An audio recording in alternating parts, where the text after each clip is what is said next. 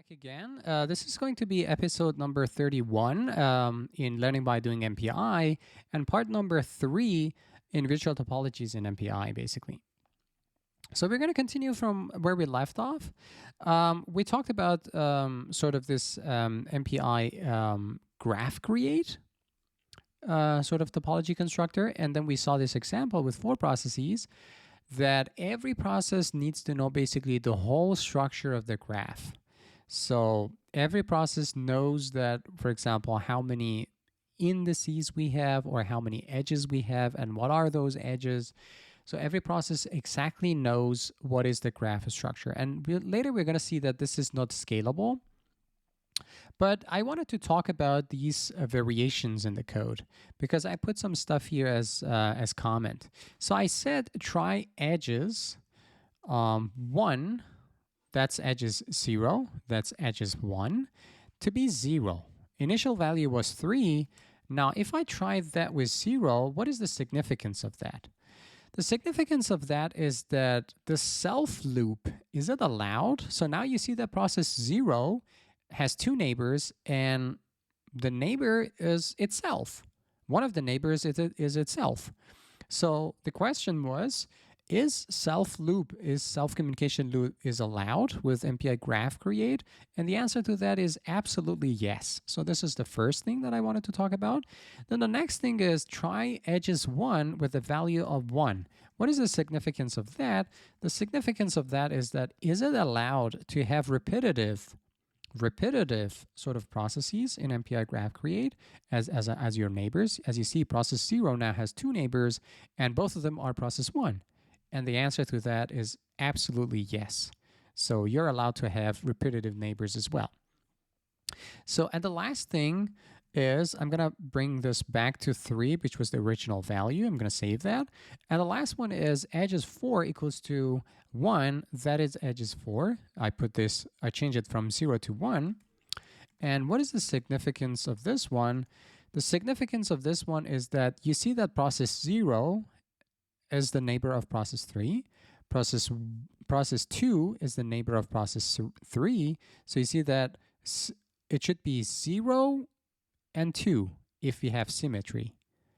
But you see that process 3 has process 1 and process 2 as the connections.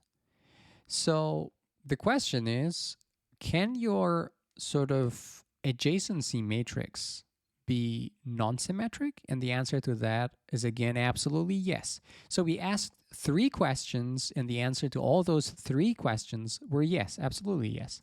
So in general, they can be also non-symmetric, those adjacency matrices.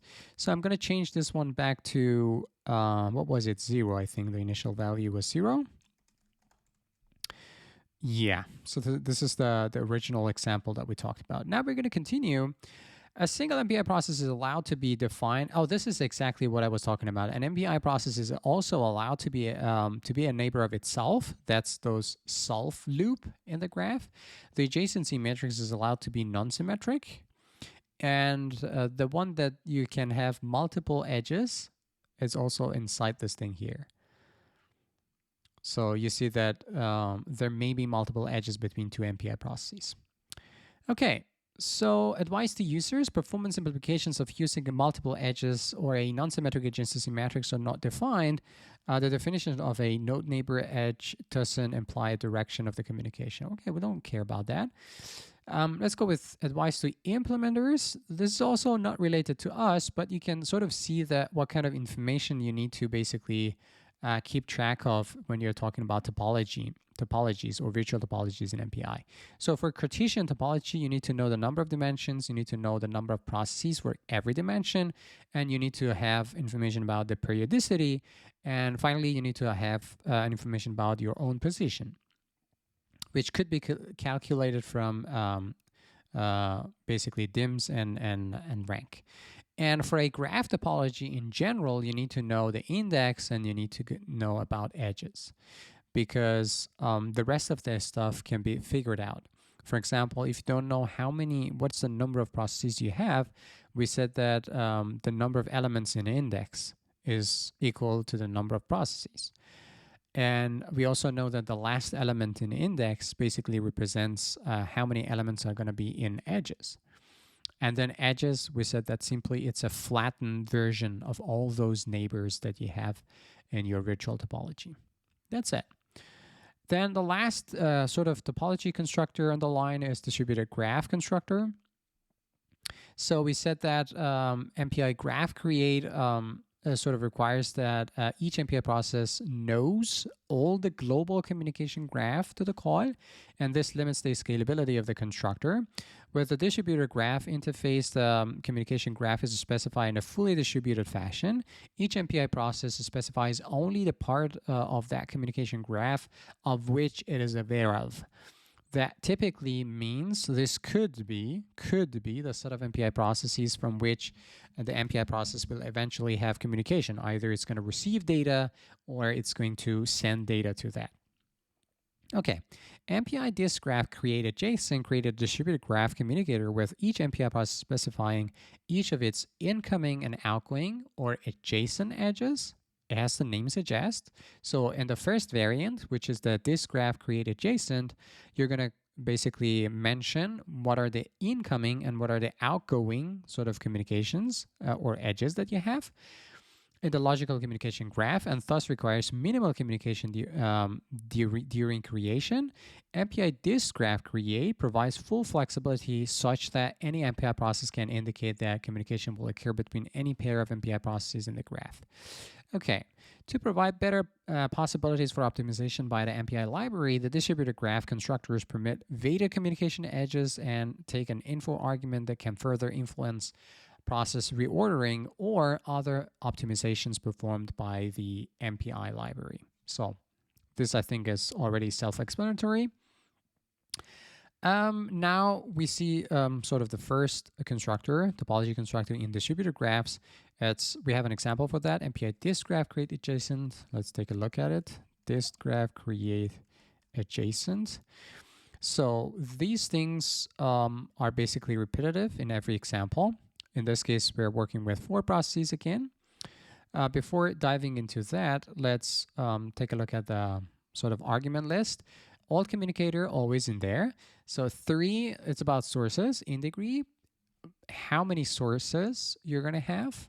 And sources means basically all the other MPI processes that are going to use the calling MPI process as a destination. So that is the meaning of basically in degree. Sources is the list of those processes. That is the meaning of sources. And source weights is the weights of those sort of, let's say, communication edges. And also notice that sources and source weights, both of them are arrays. You can see sources and source weights, both of them are arrays. The size of that array, or those arrays, is basically equal to in degree. So if in degree is 5, the size of sources is going to be 5. The size of source weights is going to be 5 as well. And the meaning of sources, we said that it's the list of processes that use the calling MPI process. Let's say MPI process 0, the root process, basically calls this constructor. And this sources list is going to be all the MPI processes that are using process 0 or root process as a destination. So that's the meaning of sources. And source weights is weights of the edges into the calling MPI process, array of non-negative integers. And out degree destinations, dest weights, these 3 also connected to each other. That's the size of destinations and dest weights arrays. And then destinations is the rank of those processes that are going to be destinations of the calling MPI process. For example, in our example, we had this root process is going to be in contact, or the destination of the root process is going to be, like, for example, process 2 and process 3. And dest weights is basically the corresponding weights along those edges. And then we have an info argument, which basically provides hints on optimizations and interpretation of those weights. And you have the reorder. Basically, it has the same purpose of the previous ones that we talked about. It's a logical sort of variable. It's going to be true or false. And finally, all of these are inputs, and the output is going to be the disk graph. So take a look at here. We have in degree. We haven't initialized it. We initialize sources with 2, source weights with 2, and destinations with 2, and desk weights with 2. And we haven't initialized this in degree and out degree, but we already know that, sources and source weights, they're going to have the same size as the in degree. And we put a switch sort of here based on the rank. Rank 0 in this case has in degree of 2, the sources 1 and 3. Source weights, both of them are 1. So in this case, we don't care about the weights along those edges. The out degree, and you see that sort of process 1 is going to have a destination, and that is process 0. Process 3 is going to have a destination, and that is process 0.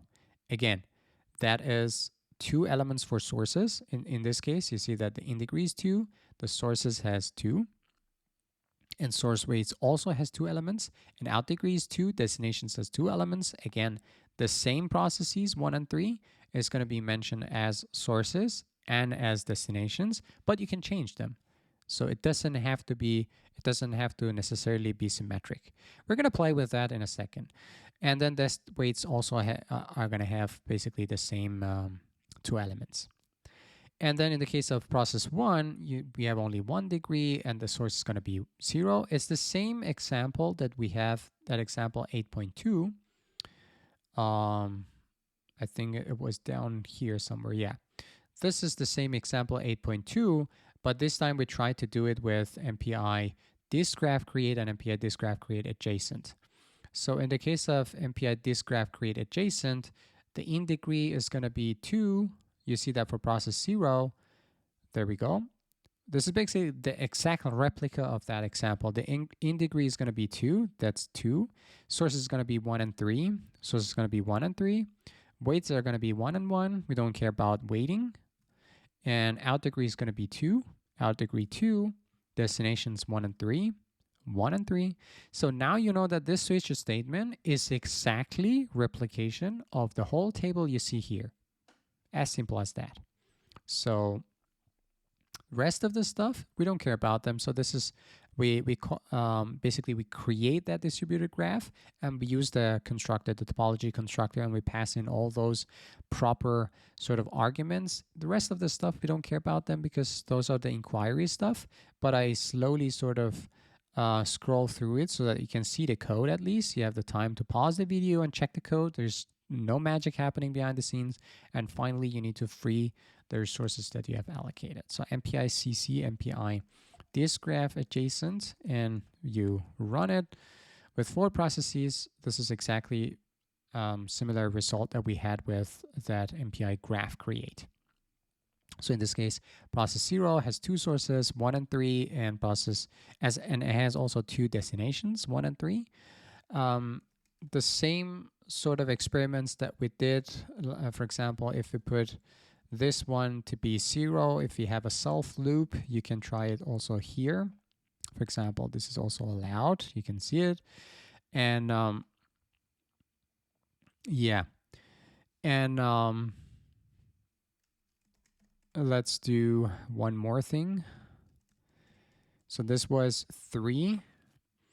What was the second example? The second example, if we have repetitive patterns, let's check that one. MPI CC and MPI run. So we have repetitive pattern. So in this case, we have 2 sources, 1 and 1. And let's go with the last thing on the line was if you have non-symmetry. I think for process 3, we put one of them to be 1, if I'm not mistaken. I want to be sort of compatible with the previous thing that we did. Yeah. So now here we have sources 1 and 2, and then we have also 0 and 2. So you kind of see that if you ask the same 3 questions as before, that if you want to have self loop, if you want to have repetitive sort of sources or destinations, or if you want to have sort of not symmetry or non-symmetric adjacency matrix, you can basically do that with MPI disk graph create adjacent as well. So let's take a look at, we pass a lot of stuff here. Yeah. The description, let's read it. Each MPI process passes all information about incoming and outgoing edges in the virtual distributed graph topology. Calling MPI processes must ensure that each edge of the graph is described in the source and the destination process with the same weights. If there are multiple edges for a given source test pair, then the sequence of those weights, these edges, doesn't matter. Okay, and then we have, we said here that the call to MPI disk graph create adjacent is also collective.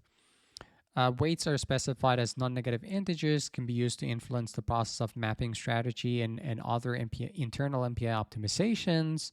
Of course, it is erroneous to supply MPI unweighted. Oh, we haven't talked about this one. You can also pass MPI unweighted. And okay, let me read this first. It is erroneous to supply MPI unweighted for some, but not all MPI processes come also. If you want to pass an MPI unweighted, you got to pass it for everyone. If the graph is weighted, but in degree or out degree is 0, then MPI weights empty, or any arbitrary array may be passed to source weights or dest weights respectively.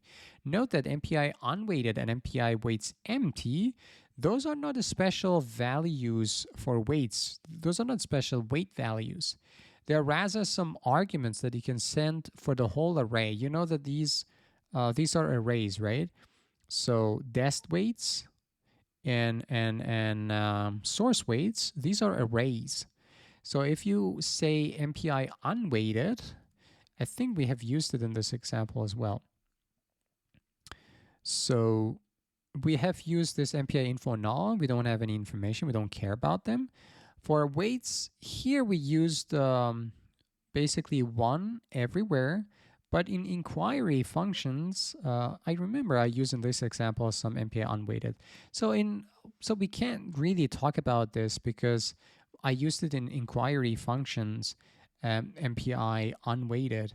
But notice that this MPI unweighted and MPI weights empty, those are not special values for weights, but they're actually sort of arguments that you can pass for the whole array of those weights. Okay. And here also it says in the case of an empty weights array are passed while constructing a weighted graph, one should not pass null because the value of MPI unweighted may be equal to null. The value of this argument would then be indistinguishable from MPI unweighted to the implementation. In this case, MPI weights empty should be used instead. And then it says it's recommended that MPI unweighted not be implemented as null. And then in the next rationale, it says that to ensure backward compatibility, then MPI unweighted may still be implemented as null. Okay. Then the next one on the line is MPI disk graph create, which is sort of a general version of MPI disk graph create adjacent. You see that in the first one. We only talked about incoming and outgoing sort of sources and destinations of sort of each node. But this one gives you the full flexibility that each process basically can put information about any edges that they want. And we have MPI disk graph create. So let's go to vim MPI disk graph create.c. So there we go. These things are repetitive. Again, this is for processes because we are going to talk about that example right here. Of course, when we are using MPI disk graph create, you can replicate this example in many different ways. One way that each process basically specifies its outgoing edges. This is one way, so you can use this table. And that is exactly this example that we are looking at. So all these values in this switch case are basically taken from this table. So you can see process 0, the n is 1. So you can see n is 1 for everybody because everybody has n of 1. Sources is 0. You can see it here. Degrees is 2. Degrees is 2. Destinations 1 and 3. 1 and 3. And weights are going to be 1 and 1. And here is also 1 and 1. So all the information in this switch case statement right here for all the processes 0 through 3 are basically replicated from this table. And then we create that distributed graph. And yeah, we pass in all those arguments. Also notice that here we are using weights, but in yeah, here I haven't used MPI unweighted at all. Okay. It was only in the adjacent case. So I scrolled it slowly so that you can see all the code. But we haven't talked about these inquiry functions. But we try to do some inquiry about in degrees, out degrees, weighted, and then try to basically print some information about that. And finally, you need to basically take care of freeing the resources. But you kind of know the drill and what this example is going to print for you. MPI CC, MPI, whoops, dist graph create, and we run it with 4 processes. We get the same sort of results. In this case, you can see process 0 has 2 sources, 3 and 1, 2 destinations, 1 and 3. Process 1, 0, 0. You have full symmetry. Again, you can try to do the same examples that we did with self loop, whether you can have repetitive sort of sources or destinations, or the last case, whether you can have non-symmetric adjacency matrix. And then we have another version of this one, which was MPI disk graph. I think it was V1. Yeah. So this one is a replication of the second version of it, which is all the other processes are going to be dumb, doing nothing, and only process 0, because we said that in MPI dist graph create, you have full flexibility. So every process can basically talk about all the communications between all the processes which are in that virtual topology or virtual graph. So in this case, you see that process 0 is taking the responsibility of making all those communication patterns basically known to our MPI application. In this case, n is going to be 4. You see it, n is 4 for this switch statement. For everybody else, we are not doing anything. For the case of 0, we specify n as 4. Source is going to be 0 through 3. And yeah, you see that sources, we put a loop here to put 0 through 3 there. Degrees is going to be 2, 1, 1, 2, 2, 1, 1, 2. That's the degrees. Destinations is going to be 130302, 130302. That's exactly those. And weights is going to be 1 for all of them. Yeah. So do I have... Oh, in this case, instead of passing ones, which means basically essentially we don't care about those weights, I used MPI unweighted. So now I kind of remember what I had in my mind. So in the previous example, I used weights. And in the next example, I wanted to show basically that instead of passing those weights, which in this case, all of them signify only 1, they're equal to each other. So you can use MPI unweighted. And you see that this is not a special value weight, but this is sort of an expression or sort of an argument that you can pass for the whole array of those weights. So that is the difference. But what kind of arguments do we really need? We're coming from like the reverse order. We should have seen this initially. So we have an n, which is the number of source nodes for which this MPI process specifies edges. So you see we have full flexibility here. So in this case, process 0 is specifying all the sources for all the communications. And that is why we had 0, 1, 2, and 3, because all of them are going to be sources as well. They're going to send some information. Whoops. 24 minutes mark is done. I'm going to finish this, and then we can continue in the next episode.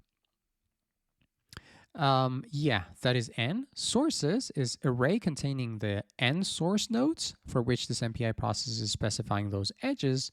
Degrees is array specifying the number of destinations for each source node in the source node array. So if you take a look at here, you see that, for example, for process 0, we have 2. For process 1, we have 1. For process 2, we have 1. For process 3, we have 2. So that is basically the way you mention how many basically destinations and sources you have, right? So as sources, process 0 mentioned that, hey, 0, 1, 2, and 3, all of them are going to participate to be as a source. And then for degrees, it says that, hey, process 0 is going to have 2 destinations. Process 1 is going to have 1 destination. Process 2 is going to have 1 destination. And process 3 is going to have 2 destinations. And then in destinations, which is an array, this is basically destination nodes for source nodes in the source node array. And then you pass in weights. These are, of course, weights, and the info handle. You can have hints on optimization and interpretation of weights, and the reorder have the same functionality. And as you can see, all of these parameters are input, and the output is going to be this distributed graph. Okay, so again, some remarks. The number of MPI processes in COM_DISC graph is identical to the number of MPI processes in COM_ALT. The call is also to MPI disk graph create is also collective, like before. If the reorder is false, then the ranks are going to be in COM_ALT the same as the ranks in the distributed graph. And the weight associated with each edge is a hint to MPI library about the amount or intensity of communication on that edge, and may be used to compute the best reordering. So these are like implementation dependent stuff. You can read this stuff also. That again, this is the paragraph that mentions about MPI unweighted and MPI weights empty, and that advice to users. We have seen this one for MPI disk graph create adjacent, and these are the same for MPI disk graph create. And I put an X here. We have seen this example 8.3. And after this, hopefully we're going to work with, topology inquiry functions. These are basically those functions that we haven't talked about so far. Okay, that's it for this episode. I'm going to see you in the next one.